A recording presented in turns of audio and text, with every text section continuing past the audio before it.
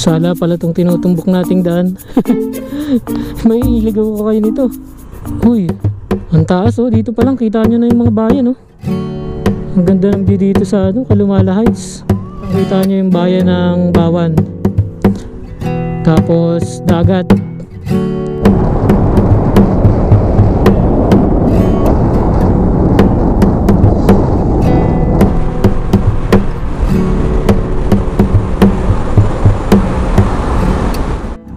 Good morning mga tol.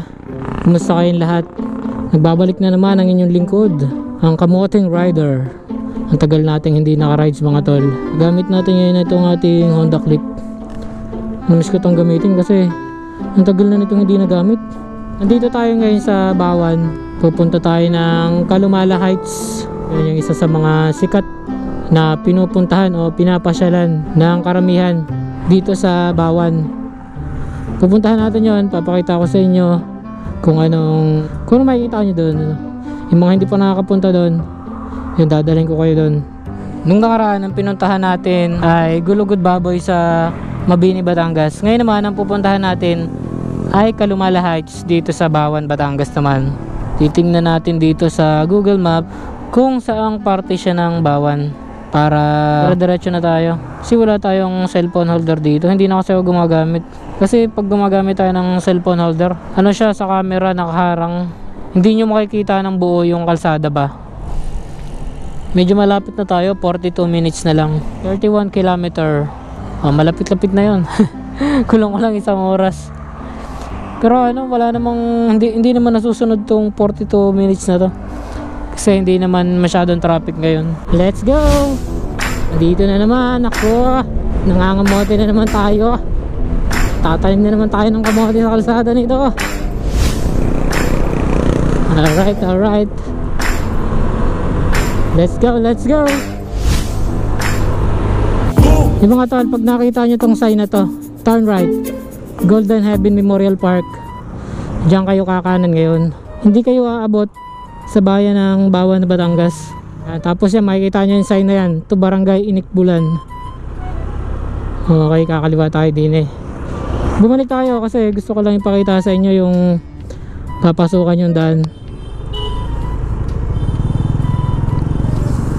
Alright, dire-diretso lang tayo.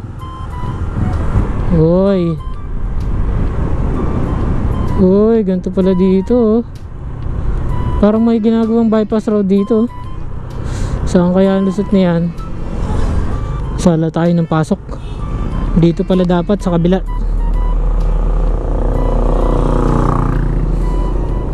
Kanan tayo dito. Uy, ayun. Papasok kayo dito sa Barangay Sinala. Ayan, Barangay Sinala. Ito ang tutumbukin yung barangay. Keep distance lang tayo sa truck kasi pahon to. Mahirap na, dapat safety first. Dapat meron tayong distansya para kung biglaan man, kung mabitin sila, makakapag-react pa tayo, makakaiwas pa tayo.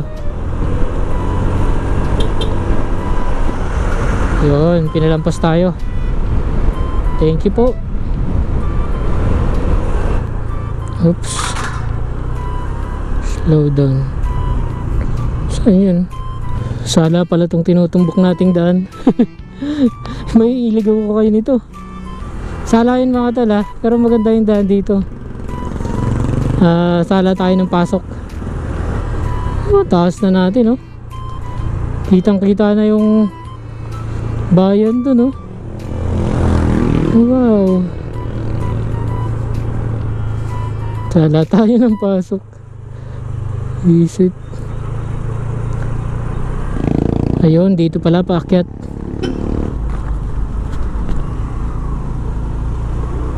Mukhang aabutin tayo ng ulan dun sa taas ah. Ayun mga tol, Kalumala Heights. Kakaliwa kayo din eh. Uy, ang taas oh. Dito pa lang kita nyo na yung mga bayan oh. Aakyat pa tayo ng konti. Uy, dito na nga yun. Oh, ang ganda oh. Yun oh. Wow, ang lupit dito mga tol. Ang ganda ng view dito sa Kalumala Heights. Ang ganda oh. Kitang kita nyo yung bayan ng Bawan. Tapos dagat.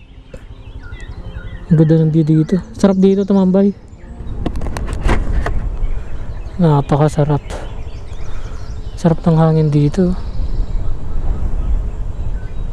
Hindi siya ganun kataas, pero dahil nasa harap to ng bundok na katayo, walang nakaharang, kitang kita mo yung buong bayan ng Bawan. Pipicture muna tayo dito.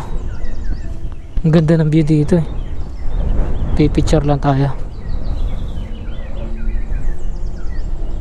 May resort na ginagawa dun oh. Astigin. Dinedevelop pa talaga itong lugar na to. Kahit mainit, masarap tumambay dito kasi mahangin. Yan oh. We are one Bawan. Astigin.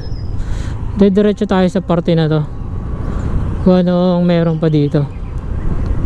Ongoing pa rin ata ang development nito. Kasi meron dito mga gamit. Uy, naulan. Nabot tayo ng ulan dito sa taas. Ayun, hanggang dito pa lang mga tol. Putol pa lang tong daan na to. Hindi pa pala natin nalilibot yung buong Batangas. Kasi meron pang mga ganitong nakatago. Grabe, ang ganda mo Bawan. Itong Kalumala Heights ay sako pa rin ng Barangay Sinala mga tol. Barangay Sinala pa rin to. Bababa na tayo kasi inabot na tayo ng ulan dito sa taas. Pipicture lang tayo ng isa dito sa Mayarko. Ay dito pala, pwede pala dito sa Bilong. Sisilong muna tayo dito. Maya maya tayo. Buti nilang mayroon ditong manggang malaki. May nasisilungan tayo. Masarap talaga mag-unwind sa mga ganitong lugar. Kahit anong daming problema mo, basta may motor ka, makakapunta ka na sa ganitong lugar.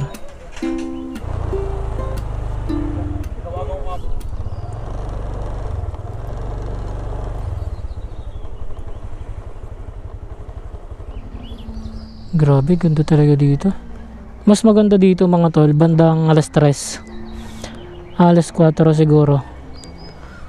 Alas 4 ng hapon hanggang gabi kasi makikita nyo yung mga ilaw ng mga bahay-bahay at saka ng bayan. Yun talaga yung dinadayo nila dito pagkagabi. Pero maganda ring araw kayong pumunta dito para ma-appreciate nyo yung paligid, diba? Maganda naman ang paligid eh. Hindi lang yung mga ilaw ng bayan. Kahit yung paligid lang ma-appreciate nyo. Ganda dito. Masaya ni ng kuya dun oh. Yan ang mga tol, basta tunay yung mga tropa mo. Kahit sa mga simpleng bagay lang magiging masaya kayo.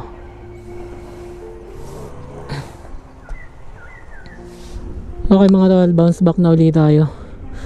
Babalik na lang tayo dito sa ibang araw na medyo hapon na, mga alas 5 siguro hanggang paggabi, para makita naman natin yung view dito paggabi, di ba? Maganda naman siya tingnan sa Facebook, pero iba-iba yung pakiramdam pag yung personal mo na talaga nakikita, di ba? Doon mo ma-appreciate yung isang bagay pag nakita mo na. Let's go. Uy, grabe, kakaiba talaga. Simple lang siya, di ba? Pero pag naadong ka na sa taas, dun mo talaga ma-appreciate yung kagandahan ng lugar na to. Di ba kung titingnan mo dito, yan, simple lang.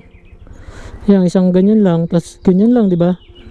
Pero pag naadong ka na sa pinakamataas, kahit maliit lang yung space niya, actually ano lang, maliit lang yung kalsada lang na pag ganyan yan eh. Pero dahil maganda yung view, yun talaga yung nagdadala. Okay, yun lang mga tol ang Kalumala Heights ano.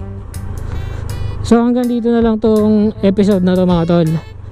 Kita-kits na lang tayo sa next episode natin kung saan lugar tayo dadalhin itong motor natin. Kung mayroon kayong sa lugar nyo dito, kahit dito muna tayo sa Batangas, kung mayroong lugar sa inyo na magandang puntahan, i-comment nyo dito sa baba mga tol, para mapuntahan natin sa future na rides natin, di ba? Para maipakita din natin sa iba yung mga gustong pumunta sa ganitong klaseng lugar dito sa Batangas. So yun lang. At syempre lagi nyo tatandaan mga tol, kahit gaano pa kalayo ang biyahe natin, ingat tayo lagi. Let's go. Alright.